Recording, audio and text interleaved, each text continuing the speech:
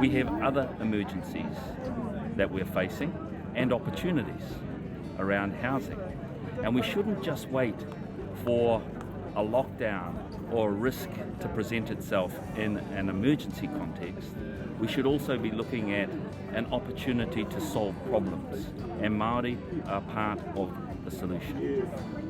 And working with iwi chairs, they've talked about how they can provide solutions for the housing problems that we face. We have iwi leaders there that are providing houses for the community, interest-free, intergenerational. You know, this is a whole different way of doing business. It's not just about the house, it's the wraparound, it's health, it has to do with training, it has to do with social procurement and Māori businesses. This is part of the solution and the way forward. There is a groundswell. And then from my colleagues and I talking with the community, what I wanted to be was transparent about what we're doing. You know, we're not just sitting back in Wellington. We are here. We are looking at nationally enabled, regionally supported, and locally led solutions.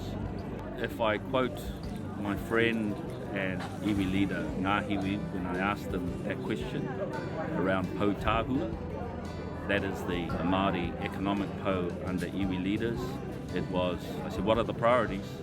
And he was pretty clear: housing, housing, and housing.